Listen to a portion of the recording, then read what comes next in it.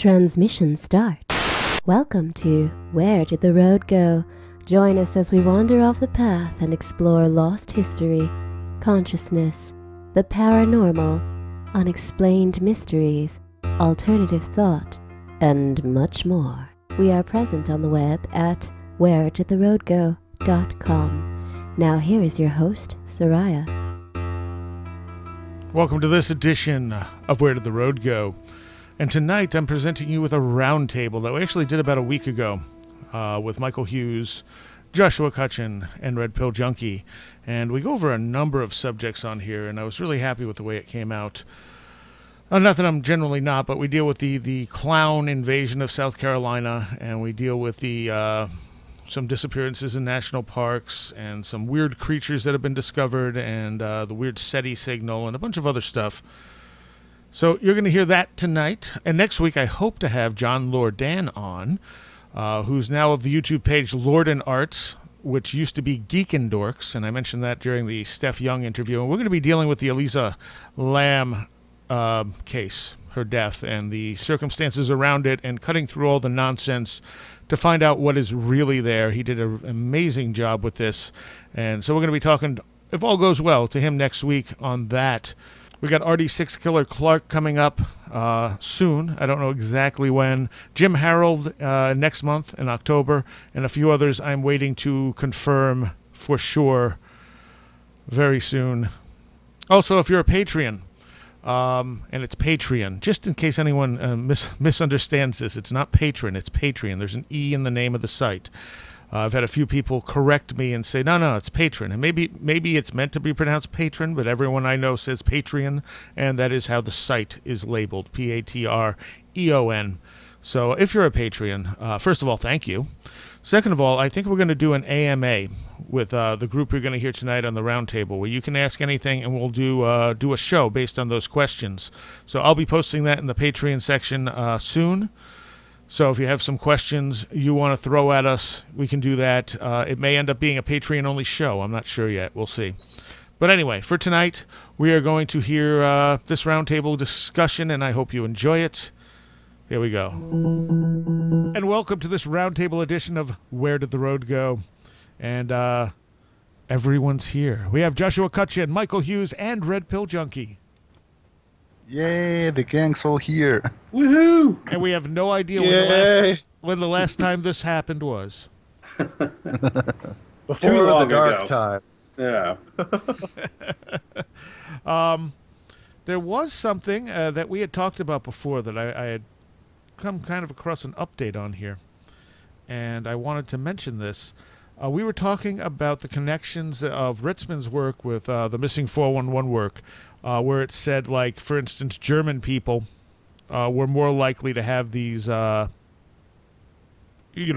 up missing in the Missing 411 data. And Ritzman found that in his surveys, German people also showed up, people with German heritage. And there was an article here that is Forget Bears, Here's What Really Kills People in National Parks. And it has nothing to do with the Missing 411 stuff, but it talks about, what common reasons people will die in national parks. Stupidity, right? Yeah, a lot of it, yes. And it says, you are not going to die in a national park. I mean, technically you might, but the odds of it happening are really, really low. If you do die, it probably won't be from something you'd expect. What keeps you awake at night when going camping in the wilderness? Getting mauled by a bear, dying of heat. How about dying of cold? In reality, these are the least common causes of death in national parks. Some of the most common are the same things that people die from anywhere, like car crashes and suicide. The number one cause of death is drowning. Men are more likely to die than women. Again, stupidity, right? Probably. And people in their 20s and 50s accounted for more than half of the fatalities. And then it says, international visitors from some countries are more likely to die than others. Excluding domestic visitors, more Germans died in national parks in 2003 and 2004 than visitors from every other country. Italians, Mexicans, and Japanese were not far behind. But it says nothing too surprising here, as the numbers seem to comport with the total tourist counts from the countries in those years. So even though, yes, more German people were dying in national parks, there were also more German visitors. Well, and what's interesting to me with the Ritzman data is I would think that if you surveyed the German population itself that's still in Germany, I would suspect that it would not be that high of a percentage of people who have had experiences. It's people with German heritage in the U.S., right? Yeah. Is the main thing that he discovered. Right, right. So so there's sort of a connection there, but not really, because you've got to wonder if maybe there's some sort of other commonality with people with German heritage in America with that sort of ancestry. And I don't know. Maybe people with German heritage are more likely to spend their vacations in national parks. Maybe because if they go to the beach, maybe they get more sunburns. Well, it's I forgot what I was going to say about it. Someone had pointed out that there is a large percentage of people with German heritage in the United States, so it may not be that odd that people with German heritage might be having more of these experiences and make up more of the missing simply because there's a higher ratio of them out there to make up that. Yeah, I mean, if it was some sort of other immigrant group, that would be a little bit more surprising. But yeah, I mean, a lot of America's heritage is it was founded on the backbone of German immigrants, really, Scots and Germans. Right. And the other thing it says on here, there were 5 things. The 5th one is the big western parks see the most death. Surprisingly, the National Park Service doesn't keep easy-to-access tallies of fatality counts for individual parks anywhere. But one way to find these numbers is to parse NPS's daily morning reports, where news about fatalities and other incidents in the parks are posted each day. They said, I scraped the 2014 reports for a sense of where people are dying the most. Grand Canyon led the list of fatalities in 2014, with 13 deaths appearing in the morning reports. Lake Mead National Recreation Area came in second in the number of deaths caused by drowning, with a number of deaths caused by drowning in automobile accidents. Washington's Mount Rainier was third, primarily because 6 climbers lost their lives in a single avalanche accident in May. I think that this article is really obscuring the true culprit for all these deaths, though, which we all know is selfies. Yes. Let me get a selfie standing here on the edge of the Grand Canyon. Exactly. But I thought that was interesting. I thought it was an interesting article. So. Yeah. That's. You there? I just know that already. So. What was that? Yeah, I mean, I was just saying that makes those kind of statistics make more sense to me than some of what I think of Politis and similar people looking for patterns of these are the obvious patterns. Lake Mead, you fall off your boat and drown. The Grand Canyon's an enormous giant ditch in the earth, and it's dangerous. Sure. Sure. So that's but it does make me wonder if the author of that piece is aware of Politis and maybe that spurred this article. Yes, because a lot of times mainstream journalists will they'll mine the Fortean stuff for a good story. Oh yeah, absolutely. That's what it sounds like. Especially going into the fall. Yes, indeed. All right. So there were a few other interesting articles that have come up over the, since the last time we've talked, I think. Although the one that I didn't think was that interesting until Mike shared it was the one about the clowns. Oh, yeah. Once I read through this is a really bizarre story. Yeah, it really is. It's in this town in South Carolina where kids started reporting clowns trying to lure them into the woods with cash and using green laser pointers as well. my first thought it was, it's some craze of juggalos or something, Right, you know. right. But these Here's kids, a Fanta, kids. Fago, not Fanta, Oh, Fago. Fago. Oh, I'm sorry. Oh man, I got burned. Yeah, you're gonna get all kinds of emails about that. But Leave it in the YouTube comments, folks. that supposes juggalos can actually read and type. Oh, no. snap. No, I don't really know much about the juggalo phenomenon. Just little bits of what I've seen. But some of these kids were saying things like, the clowns came from this wooded area where there's of course, an abandoned house and a pond, and so the police got involved, and I'm sure a lot of this is just sort of hysteria that's spreading as Probably. happens. With these things, but it seems like there are a core, couple of clown sightings that really terrified some people. And but what blew me away is that in the news conference the cop was doing, he said, it's if someone's thinking about putting on a clown costume, just let me tell you right now, it's against the law. No. I thought, really? You can't dress up. Can't dress up like a clown. I think it was Clowns the mask. are illegal. I think the mask is what's against the law. Yeah. That's. I looked a little deeper, and they said, wearing a mask in public, which I was even surprised that's illegal. But I guess that makes more sense. Yeah, actually, a lot of clown costumes.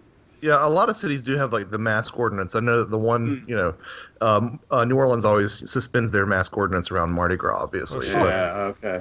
But and I don't think it's very well enforced. But yeah. It but says, some of this. It says Okay, it's unlawful for you to wear a mask in public, whether it's a mask itself or conceal your face while you're out in public, Franco said. Well, there goes my chances to visit that town. But some of the details were weird, like a woman's, she saw a clown by a dumpster and it had a blinking red nose. Yeah. One of the kids said the clown smelled like house paint. And I mean, all these quirky little details. And then now this, that was in South Carolina. Apparently, very recently, a kid claims he was terrorized by a knife-wielding clown in Ohio. And I know there have been clown scares before. Yeah. Discussed, but this seems to be a fresh awakening of the demonic clown in the U.S. Well, and what I find interesting, Michael, is that I have on record at least some chupacabra and alien/UFO encounters with it, where there's been a strong paint smell as well. Really? Yeah. So that's possibly a little link there. Interesting. I seem to recall a similar news from last year that coming from England, if I recall correctly. From the town where Alan Moore lives, right? The famous comic writer. Yeah. So the townspeople were also like scared of these creepy clowns, like they were like just standing in the road. They weren't really like pursuing children or wielding knives or showing cash. They were just standing there. Yeah. And I think I thought of that exact same thing too, Miguel. The only thing that sort of sets this apart for me is that had a real meme sort of mouth feel to it. Because there were a couple pictures posted of that clown. It was always pretty much looked like the same guy. But this sounds like different clowns that people are seeing. Now, again, this might tie into that whole mass hysteria thing. We know how situations like this can certainly snowball. But it's interesting to me that there seem to be multiple participants in this, or at face value. Yeah, they said they had one African American clown, one white clown. So right there's at least if these reports are to believe, there's at least two people. One of the clowns, I think a couple of kids chased one in the South Carolina thing. A couple of the kids apparently chased one of the clowns, and it broke through a fence to get away. Whoa. They said the clown looked like he was about 200 pounds or so, and then he jumped into a late model Honda or something and drove away. I'm thinking a clown car, you know. Like I wait for the cops will pull it over and like 18 clowns will pile out of this Honda. But yeah, just some of the details are just so funny and weird. You know, it's I kind of hope it continues. It'll be fun to follow if it does. Yeah, no one's been hurt. Mm-hmm. Right. But the other interesting thing is they're talking about how no one's been able to get a picture of them, and eventually they do have one supposed picture near the end of the article. But they're talking all these people are seeing it, and no one's getting pictures, and no one knows if this is real. And I'm just reading this and thinking this is like every cryptid sighting we ever hear. It's like well.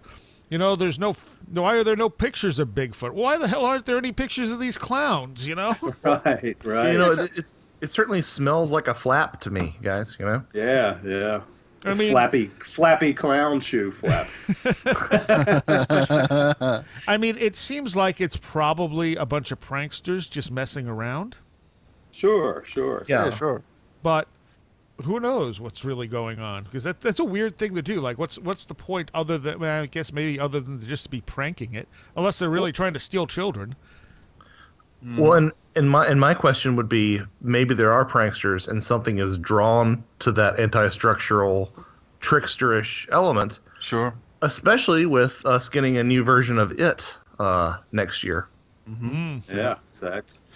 I don't know if you guys ever came across this blog from a while back written by a guy named Dan Mitchell. The blog was called Luminosity. Rings a bell. Well, I mean, and it was kind of weird because the guy kept shutting down the blog and then reinstalling it and then shutting down again, going dark, back and forth. But for a while I used to read it, and was about the same time that I came across Mike Leland's blog. In fact, Mike's promoted or shared a link to Dan's blog in Hidden Experience, and that's how I jumped from Mike's blog to Dan's blog. And the reason why I bring this up is because it was really interesting. These alleged encounters the guy claimed to have had during his whole life with this really creepy, really mysterious entity he called the Harlequin. Sorry. Mm-hmm. So it was really interesting. It wasn't really like it didn't feel like the standard, alien encounter, but it also didn't feel like anybody else. It felt very original, very creepy, really, really interesting, really, really enigmatic. And yeah. Sorry, go ahead. No, I was just saying, I do remember that. It was one of the most terrifying stories I've ever read, and I think it kind of was one of the first stories that kicked off my little supernatural renaissance. Now that I think about it, thanks for bringing that back to my memory, Red. That's had completely forgotten about that. You're totally right. Mm-hmm. Is the blog up now? I don't know. I stopped following Dan a while back, and then it all kind of turned really weird because he started to, apparently according to people that were Daily Grail followers and informed me that the guy became really, I don't know, polarizing in his. He became very political, and very. What do you call this? What's it called? Very fundamentalist in some of his views, towards certain minorities and whatnot. I don't want to go into details, but it kind of turned nasty, and that's when I say, okay, maybe it's time to move on. Right. So and the fact that he kept shutting down the blog. A blog where I used to really, really devote a lot of time, not only reading his blog pieces, but also commenting on them, and kind of that bothered me. The fact that all those comments that I had to spend so much time, writing, were deleted, and I was like, oh man. Huh. All right. Let's see. Yeah, I'm not sure if his blog is still up, but you can still find I guess. a retelling of it by Jason Offutt on the Mysterious Universe website. That's true. I will post all these links in the show notes on the website. So if anyone wants to check them out, all these different stories we're talking about, just because there's a bunch of interesting stuff that's happened recently. Now, Mike, you also sent along this one, which is actually about a year old, talking about this creature called the tardigrade. Oh yeah, was that a year old? The one I sent? Yeah, November 25th, 2015. Oh, okay. But I hadn't seen this yet. Yeah, do you guys know about these things? Water bears? Yeah. Yeah. They can survive in space.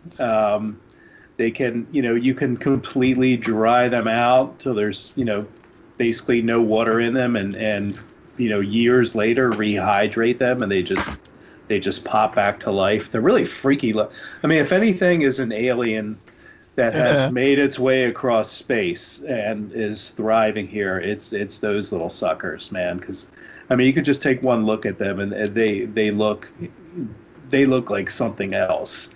But the fact that they can live in, I mean, they basically go dormant in space, is astounding. It's the only creature we know of that can do that. And you think about panspermia and things like that. Hey, maybe these things were the first ones here. But what really was fascinating is, I guess it's a year old now, this article, but they discovered that it has the most foreign genes of any creature on Earth. That it has just bacterial genes and plant genes and things like that, and they're all sort of horizontally, integrated, transferred into this thing, and it's just astounding to think, and it's probably because this thing is so, it goes dormant, and apparently its DNA kind of breaks down a little bit, and then when it kind of reconstitutes itself, it manages to pull in other, DNA from other organisms. Maybe they are the microscopic version of the Borg. Yeah, I like to think that they came on the same asteroid as the mushrooms.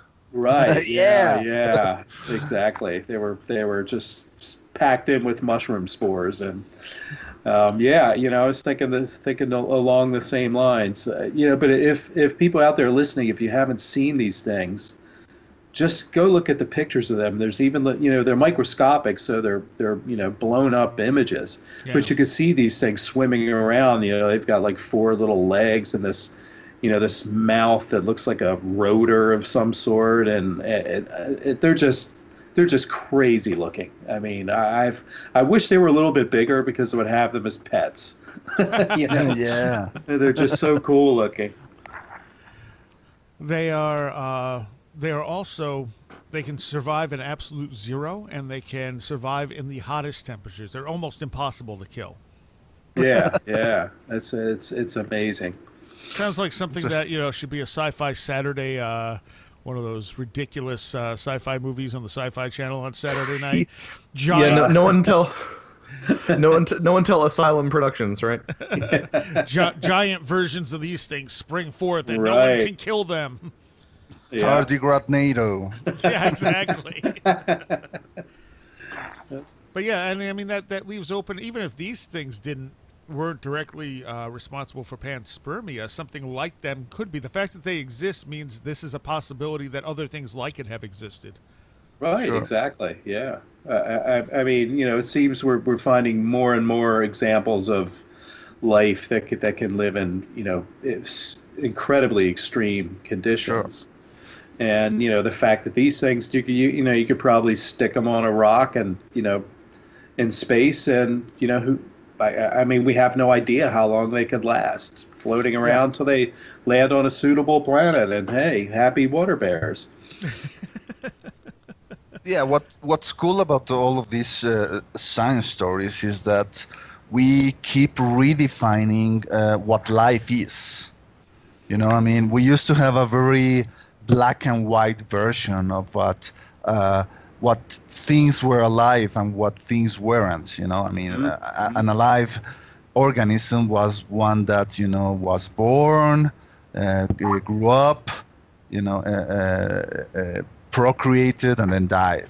But those kinds of things, you know, don't apply with living beings like the tardigrades. You know, I mean, they are, by all intents and purposes, dead during their, you know, cryogenic sleep in outer space, but then they get reanimated. So what's up about that?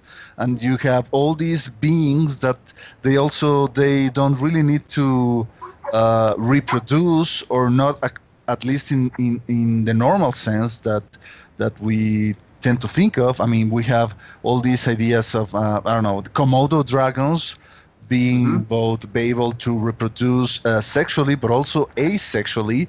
So it's fascinating to me, because these are all examples, at least as we're aware of life in these little blue planet, you know, in just a tiny corner of a non-assuming galaxy in the cosmos. So imagine the things that are out there, you know, I mean, things that we might never even assume that are actually living things.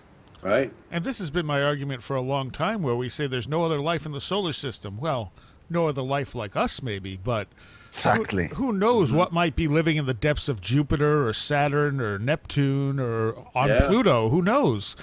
I mean, these things are a great example of something that could survive in an environment like that and possibly even thrive.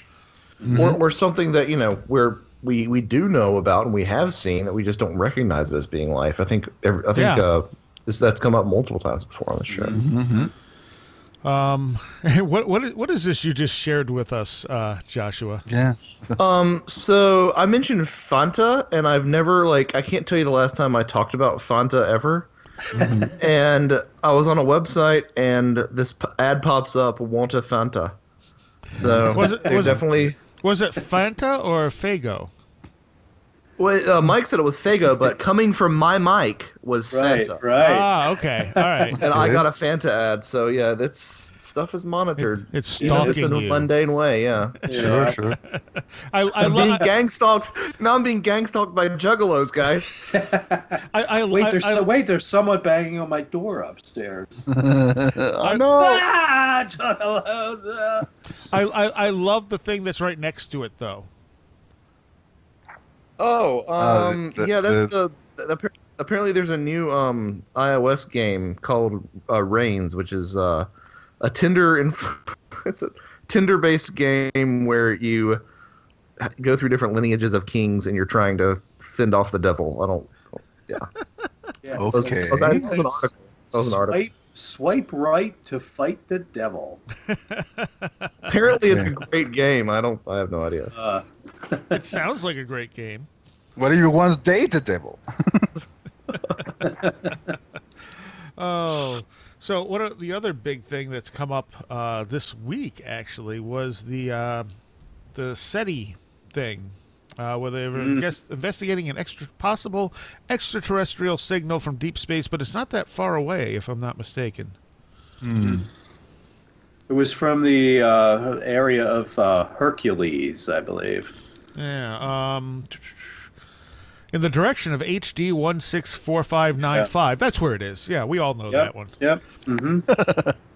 My cousin's from there. It's they say so far they know there's a single Neptune-like but warmer planet that's been discovered in orbit.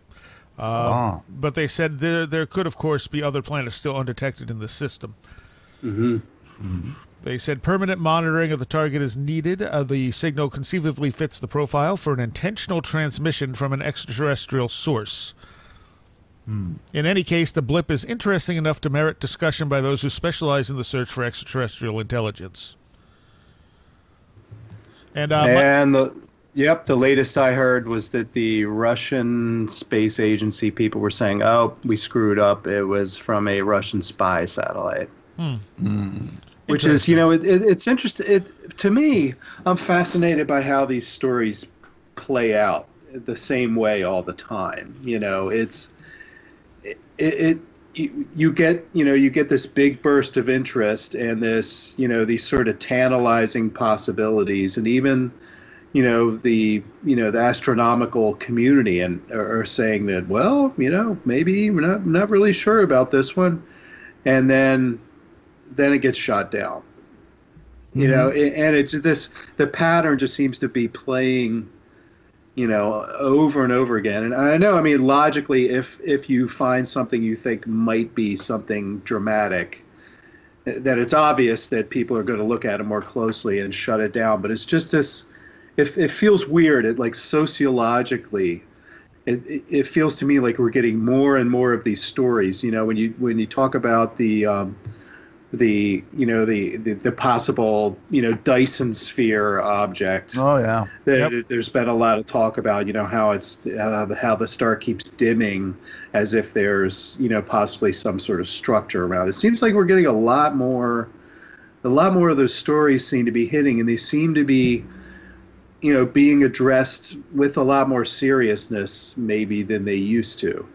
This particular one, it was the original signal, I think, from what I was reading, was actually discovered like a year ago. Like the data were generated a year ago, and I guess they were just combing through and noticed the spike or whatever it was and decided to go back and look at it. And there was all this talk about, well, why were they sitting on it for a long time? Did they want to, did the Russians want to be, very, did they want to be the ones that discovered this signal, and were they kind of sitting on it or something? So there was a lot of back and forth. I was reading a lot of the astronomy blogs and things, and it's interesting to me. And I kept thinking, if this signal were legitimate, let's say, and if we look at Vallee's idea of like a control system, that's working on us to change our perceptions. I mean, this is such a fascinating concept to me, is that if this is part of what this control system is doing, it feeds us something, and it makes us excited and to hear more about it, and then it just yanks it away, and it just keeps it's like this disequilibrium that these stories are keeping us in. So and this is obviously kind of way out there, but as a sociological phenomenon, what's happening is it seems like we keep getting closer and closer to some sort of evidence, cosmological evidence that there's possibility of life somewhere or something, and then it keeps being pulled away, and then another piece comes forward, and whether this is just journalism, or what, it feels very cyclical what's happening now, and it feels like it's increasing. And I don't know if anyone else feels that way, or that's just something I'm off the rails on. Oh, I could totally see it.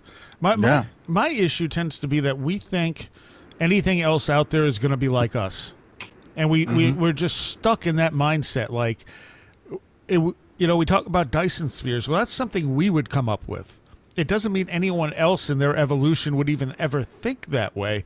And to assume that other people, I mean, maybe they do. Maybe we all evolve in a very similar way with similar ways of thinking. But I would suspect there's so many different ways of seeing and thinking out there that everything is going to evolve in a different way and come up with a different type of technology that's so foreign to one another that we may never notice that there's anything there. Yeah, last time we chatted, Joshua suggested to us to read the short novel Story of Your Life, which is the basis for the upcoming movie, The Arrival, or Arrival, I don't know. And Josh, I need to really thank you in public, because it was such an amazing read. Oh, it's so good. It's so good. Yeah.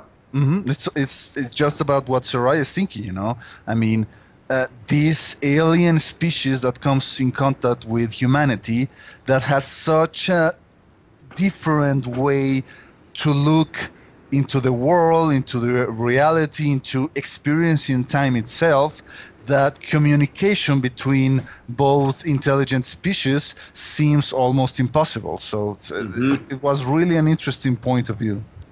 And I have yet to read it. I've been telling everybody that I can to read it, because even I hear from people who have gotten their hands on the script that it's a pretty faithful expansion of the basic idea of the story, but there's no way that it can be told in the same way and have the same impact. I mean, it was an incredibly a unique idea for a short story, and I'm just glad that I found out about it. I mean, it really does get to the core of what Sarai was saying. You're exactly right.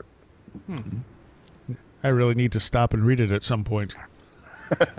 Yeah, it won't take long. It's just about, I think it's like 40 pages. Yeah, two hours at most.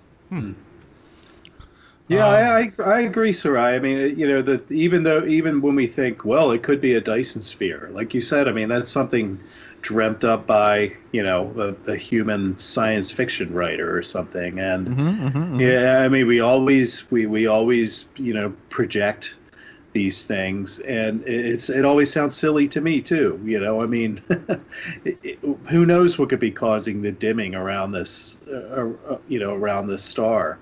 Lately the conventional, you know, sort of mundane explanation has been maybe it's a disk, you know, around a planet or something like that. It's a disk that's kind of lumpy, so that, you know, but who knows? I mean, we're really just, you know, completely in the dark about this thing. But it truly is an enigma, and you know, I'm fascinated. I really hope we keep pointing everything we can at that star. Oh yeah, absolutely. Yeah, I have, if I unleash my inner conspiratorial self, I have a suspicion that, if anything, this might be, you know, people talk about gradual disclosure, but they very rarely seem to think that there might be some sort of gradual, deliberately deceptive disclosure. In other words, the American public wants answers. The American public wants answers. Let's make it seem like we're getting closer, until we get to the day where we're like, yeah, they're UFOs. We don't know much about them, but that's all we know. Okay, let's move on now. I have a certain suspicion that, and of course this definitely ties into my ideas that UFOs are stranger than extraterrestrial craft, but I wonder why no one has ever really entertained the idea that perhaps this is deliberate slow leak disclosure for the purposes of making people feel like they have the answers. Yeah, condition. Right. Yeah. Yeah, that's that valet control system thing, you know, happening, and that's what I wonder too. If you know, even if the, you know, astronomical community is being somehow manipulated and misled. Yeah, you know what I mean. You know, that it's even higher sort of conspiracy than we think. You know, we also, we don't just assume that things are going to kind of work the same way humans do, but on our planet we have what we consider primitive cultures that seem to get along just fine the way they are, up to, you know, what we consider our, you know, our most cultured society, which is mostly made up of greed and war. It doesn't mean that another culture is going to do that. Maybe another culture on another planet is perfectly happy where they're on. They're not reaching out to other beings out there. Maybe they have a way of you know, linking into the universe as a whole in some kind of altered state, and they can go wherever they want. And they're not just trying to build ships or send messages back and forth like we would in our very capitalist-driven, money type of society. Yeah, right. Sure. We humans are primates, right? You know, and as primates, we are gregarious kind of primate, much just like chimpanzees and bonobos, which are our closest relatives. But there are also orangutans, and orangutans spend most of their life completely alone, right? They're like contained in themselves. They don't need contact with another member of their species, only when they feel the urge to reproduce. So maybe that's happened with also with other sentient species. Right now, for some reason, I remember that movie that I saw when I was a little kid, Enemy Mine. Did you guys see that? Oh yeah. Yep. Oh yeah, Yeah, great movie. yeah, exactly. And also movie, and it speaks about that. How human species have this. The human species has this kind of like hole, or loneliness or need, that keeps driving us forward. Where maybe some other species are just, are content with how they are, what they have, so they don't feel the need to reach out and search for others. And for anyone who's unfamiliar, Enemy Mine came out in 1985, and it had Louis Gossett, Dennis Quaid and Louis Gossett Jr. were in it. And the basic premise is a soldier from Earth crash lands on an alien world after sustaining battle damage. Eventually, he encounters another survivor from the enemy species he was fighting. They band together to survive on this hostile world. In the end, the human finds himself caring for his enemy in a completely unexpected way. It was an excellent movie. It was, and I believe that it's based on a series of a trilogy. I think. Really? If memory serves. Yeah, I've never had a chance to pick it up, but I believe so. All right. Well, kind of in this same direction. What might eventually get us out to the places like where we think this Dyson sphere might be? We have this EM drive that apparently defies physics, but seems to be peer-reviewed now. Look at that segue. Well done. He's a master of the podcast. No, that was a brilliant segue. The EM drive is a conundrum. First designed in 2001 by aerospace engineer Roger Scheuer, yeah, I guess that's it. The technology can be summed up as a propellant-less propulsion system, meaning the engine doesn't use fuel to cause a reaction. Removing the need for fuel makes the craft substantially lighter and therefore easier to move and cheaper to make, theoretically. In addition, the hypothetical drive is able to reach extremely high speeds. We're talking potentially getting humans to the outer reaches of the solar system in a matter of months. My God. The issue is the entire concept of a reactionless drive is inconsistent with Newton's conservation of momentum, which states that within a closed system, linear and angular momentum remain constant regardless of any changes that take place within said system. More plainly, unless there's an outside force applied, the object will not move. Yeah, that's another thing. It goes along with my idea that we're just getting closer to a lot of subjects, and these things are being talked about in, not in fringe websites or anything. I mean, these stories are starting to circulate, among the mainstream press. So it just feels like we're getting closer to something, and I hate to use the word disclosure because it's been so tainted by a lot of misguided people. But that story, the continuing, the discovery of other planets, even UFOs are being treated. I've got my Google alert for UFOs, and it seems some of the ridicule is dropping away. Or maybe playing devil's advocate here, Michael. Is it possible that these kind of stories are cropping up or popping up from mainstream media more frequently because of the terrible state that mainstream media currently, has? I mean, the fact that newspapers are, on the way of bankruptcy. Nobody really cares about, the TV news anymore. So maybe, they're trying to lure the audiences in, and they say, well, these subjects are popular on the internet, so maybe we should just, try to run them on the 6 o'clock news.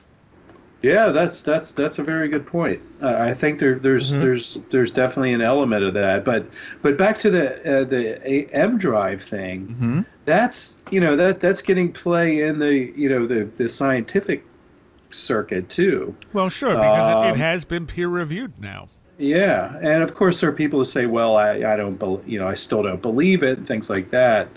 It just feels to me, I'm just talking on a zeitgeisty, sort of level that some of these fringe topics seem to be becoming a lot less fringy. Well, and for me, the thing that I'm most fascinated with the M drive is this very subtle thing that I don't think a lot of people are really grabbing onto, which is this kind of changes a lot about the way that we think the universe works. Like there's no reason that this should work. So if we don't understand how this works, what else do we not understand in terms of how it works and the way that reality, just functions? I think a lot of real scientists who know their stuff will tell you, we don't know how a lot of things work. But the public face says, no, we got it. Yeah. And if you believe, which is something I consider, that the military, is much more advanced. Oh, sure. Than we see, in the public eye. That maybe they've been kind of working at this stuff for a long time, and this is just a, sort of a selective leak. Yeah. Or someone happened onto the same thing they've already developed 10 years ago. Yeah. But if we use the rule of thumb, what if this is a sanctioned release in terms of being released into the white world? Where does that put the black world? Holy cow! Space folding technology, right? And since all the information comes through us through gatekeepers, we'd never know. I mean, we are very controlled in what we get as far as information goes, even with the internet and stuff. I mean, because the problem is when someone comes out and says something that sounds crazy, you say, well, that's crazy. And who knows? Maybe they're revealing the truth. Maybe they were right. And, the higher-ups don't have to worry about it because they know they're going to be dismissed as crazy. Oh, the other thing about the whole peer review thing is that the peer review process is also broken. So, it's great that it passed peer review, but does it really mean anything at this point? I mean, not to say that on the one hand, I would say it's really interesting even without peer review if this is potentially true. When you look back in the 80s, you had the whole cold fusion thing.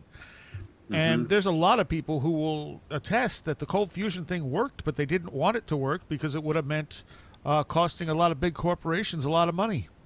And when you see that, you think, well, yeah, that makes sense. If something is going to be squashed, that's why it's going to be squashed.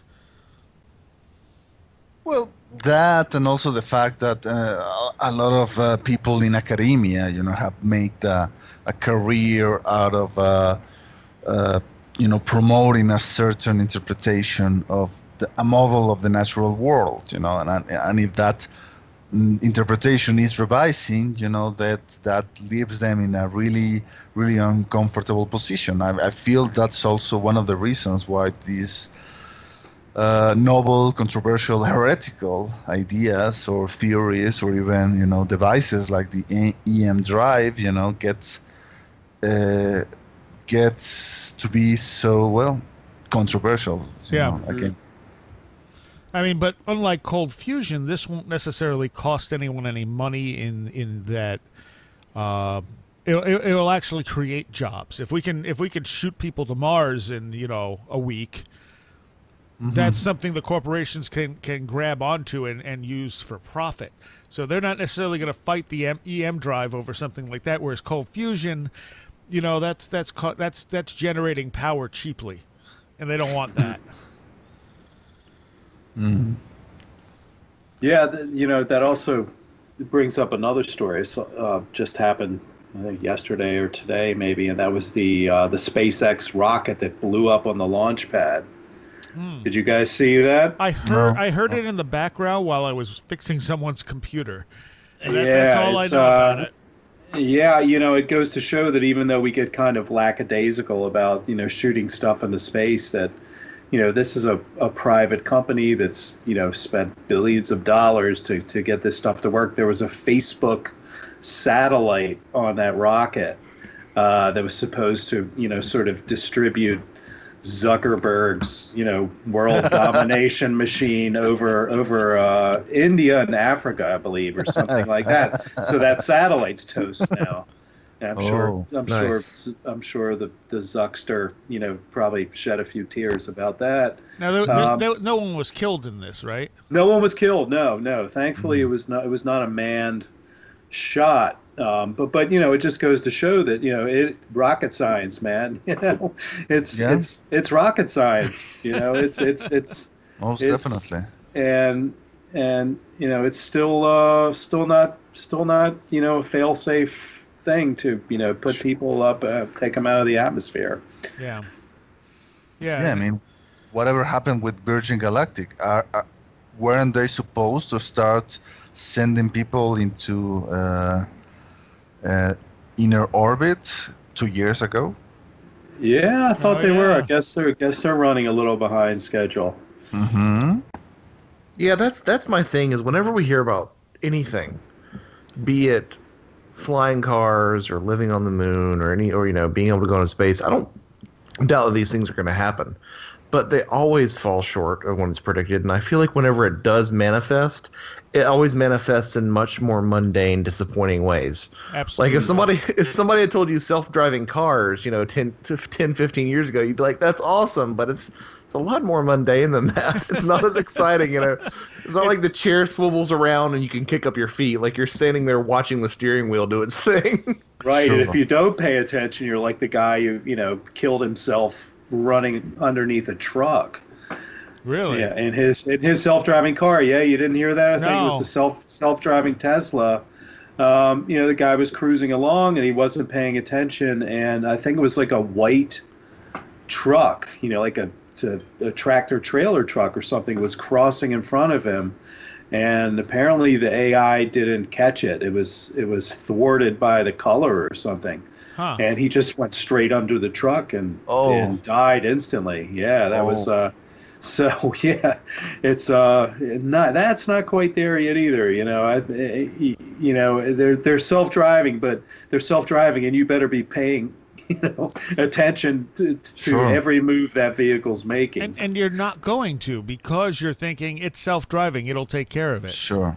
Right. I mean, people don't pay attention enough now when they're actually in control of the car. Let the car control itself, and they're really not going to pay attention. Yeah, exactly.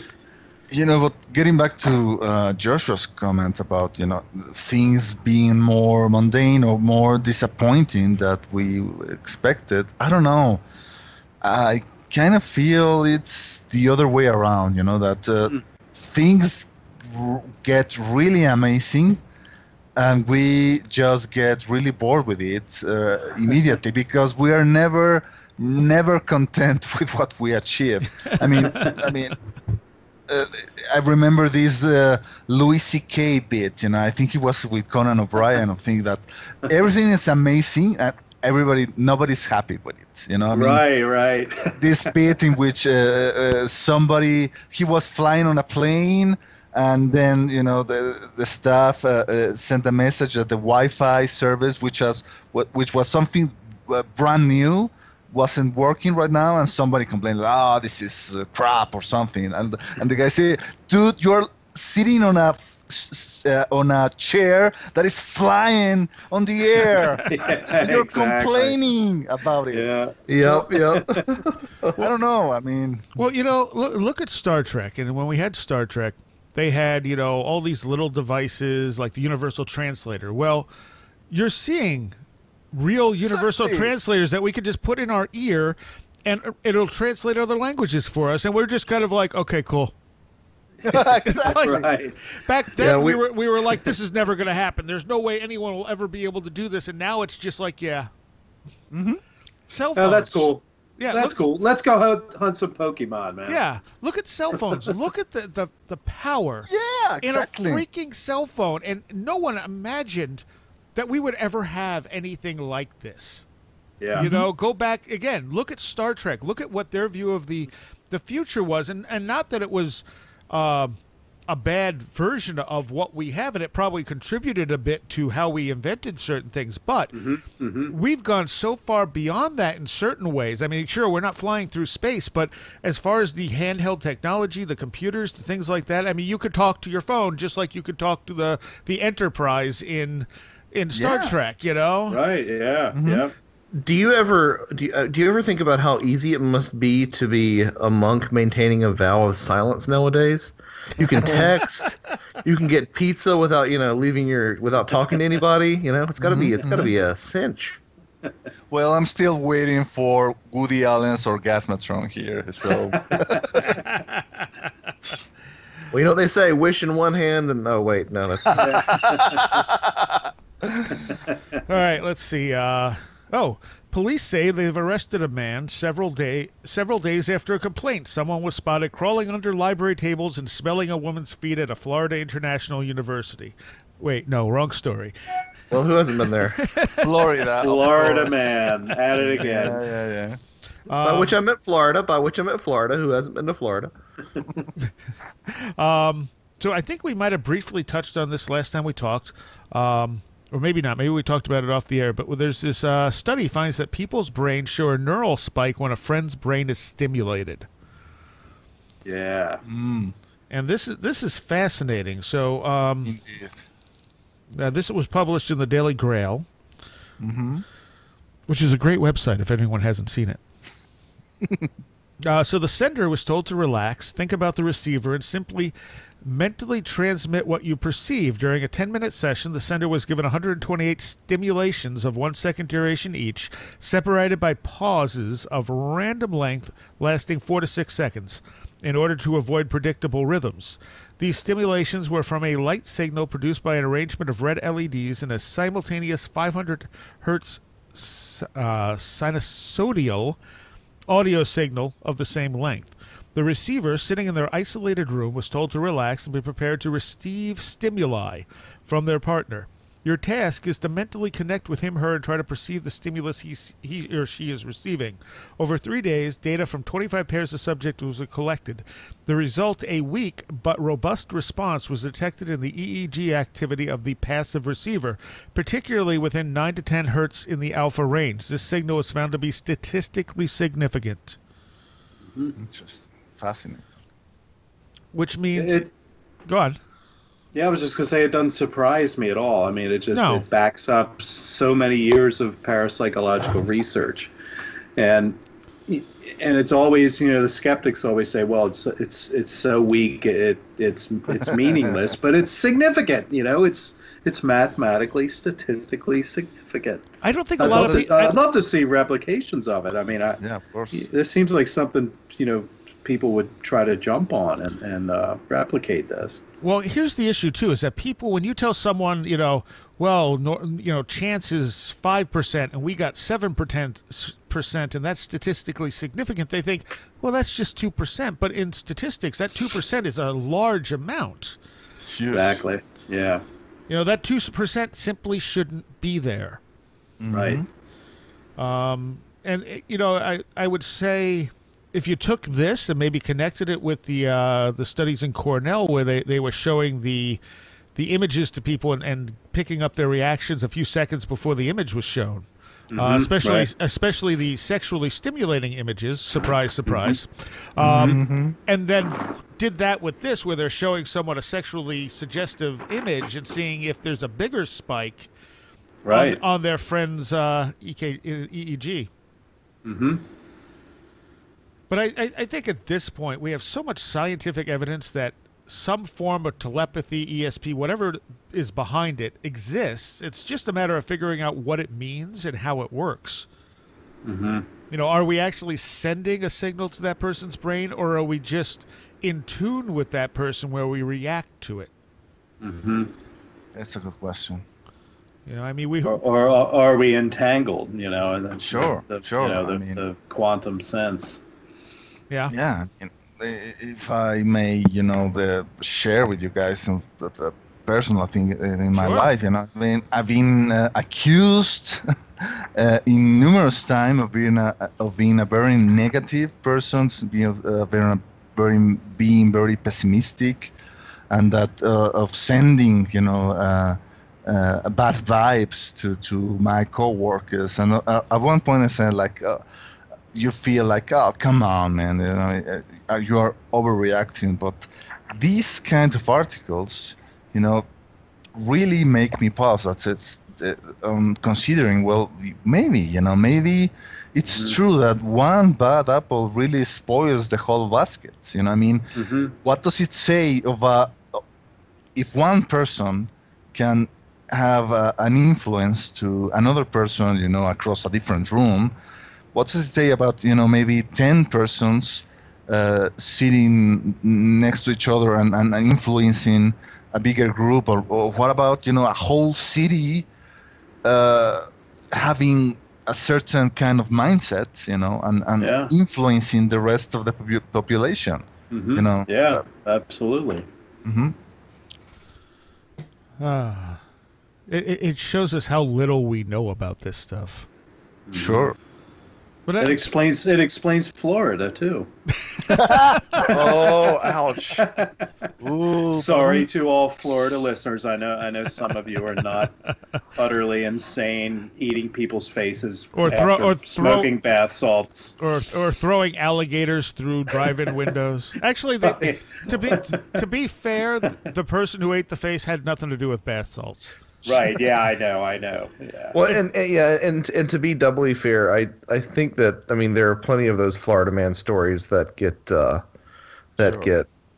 just spun out of whole cloth. I actually heard somewhere, I don't know if this is true or not, that Florida has more lenient laws regarding what can get reported in terms of police activity. So I don't know if that might factor into it as well. Don't burst my balloon, please. It's the heat, man. It's the heat. It's the land of insanity. No. Big shout out to my buddy Adam Loyal, who is a proud Florida man. There are plenty of awesome people in Florida, but you can't deny there are some pretty great stories coming out of Florida too. Yes, there are. Now, for me, all these ideas regarding psi phenomena and this sort of human network sort of thing, I feel like we've reached a point where materialism is very good at explaining a lot of things, but there are some things which it cannot grasp at all. Mm-hmm. Whereas on the flip side, non-materialist paradigms, or even I'll even give you a hybrid paradigm of materialism with something else, is a lot better job of explaining the outliers than this current system that we're imprisoned in. Mm-hmm. Yeah. Mm-hmm. I mean, go back to the idea of sympathetic magic. Right? Absolutely. That's you come into contact with something and it carries your vibes or energy or something like that. I mean, this is, what we're talking about with this study is sympathy. It's two people in sympathy and they're affecting one another in ways we don't understand across time and space. And,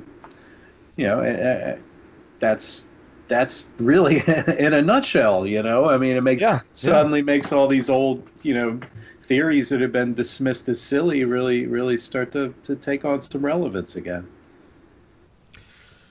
All right. I think I got one more story for this conversation. And again, I think we touched on this last time, but it's special effects legend Douglas Trumbull talks about how he has created a system for capturing UFOs. Mm-hmm. And Douglas Trumbull has done the special effects work, visual effects and stuff on Blade Runner, 2001, Close Encounters of the Third Kind, among other things. So he obviously is leaning in the sci-fi kind of space direction anyway. He was a huge contributor to Jacques Vallée's crowdfunding campaign last year when they were doing the collector's edition of Wonders in the Sky. Yeah.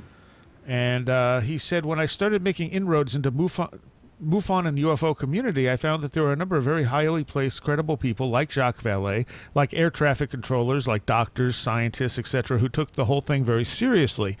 mixed in with a lot of people who were into auras and spirituality and other kinds of things that are more hearsay than science. And I didn't like that part of it. I've never liked the hearsay part of it. I didn't like people telling their stories, even though many of them are tremendously compelling and heartbreaking, abduction stories in particular. I said, well, you can't prove any of that. There's no evidence. There's nothing to do.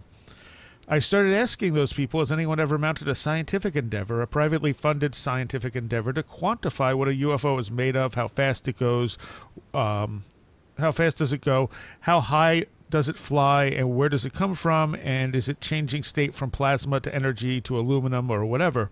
And the answer was no. No one had ever done that. And I said, well, I'm going to make that my mission because that sounds like fun to me because I'm a geek. So that was the beginning of UFO TOG. TOG, to try and spend at least some part of my hobby time going down that path like an amateur astronomer. And he is also working on a fictional story, a fictional movie that he's hoping to get real UFOs on tape and turn it into sort of a documentary. Interesting.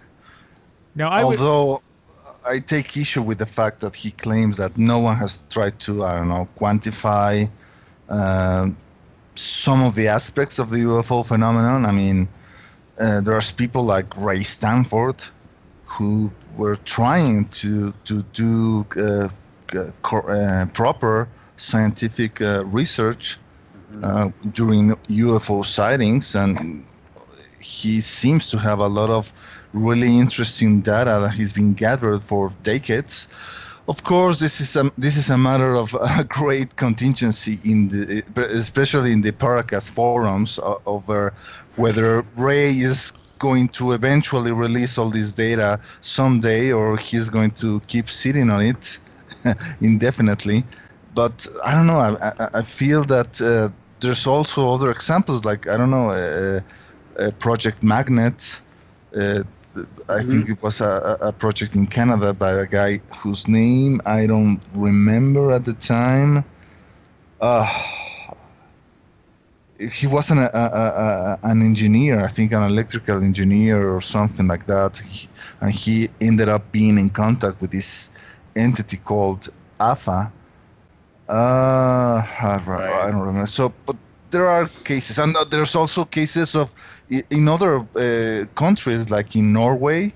Yeah, Project Hestalen. Hestalen, right? exactly. Yeah. So I don't know. I mean, to say that no one has really tried to use the scientific method to try to come across with an answer to the UFO phenomenon, I don't feel that is fair.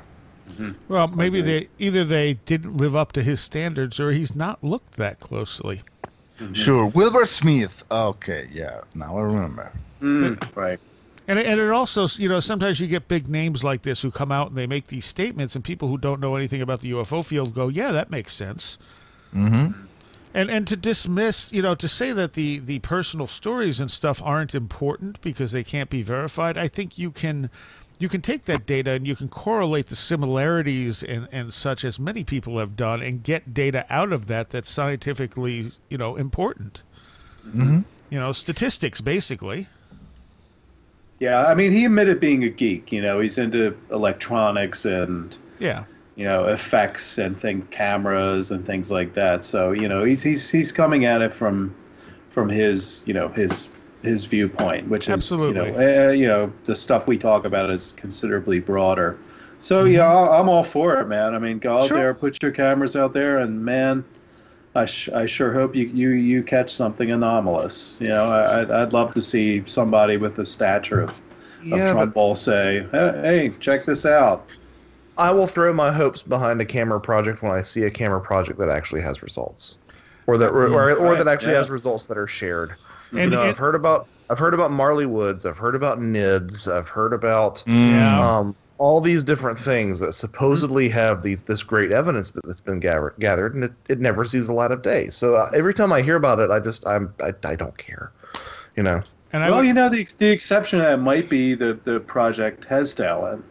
The Norwegian, I mean, they've got video, they've got photos, it's not conventional looking craft or anything, but it's it's weird lights doing strange things in the sky, repeatedly over, a particular region. So I'd say that might be the closest thing we have. That is fair. That is fair. Yeah, That is fair. So there's two things here. One, if this guy did capture good UFO footage, the first thing skeptics would say is he's a special effects guy. Of course he collected good UFO footage. And B, I think the other problem is we can capture all the footage in the world. What does it really tell us? I mean, unless we have a spacecraft landing right in front of us and we got good footage of it, filming things shooting across the sky, we have that. What more are we going to learn from videos of UFOs, really, that we haven't already? Yeah.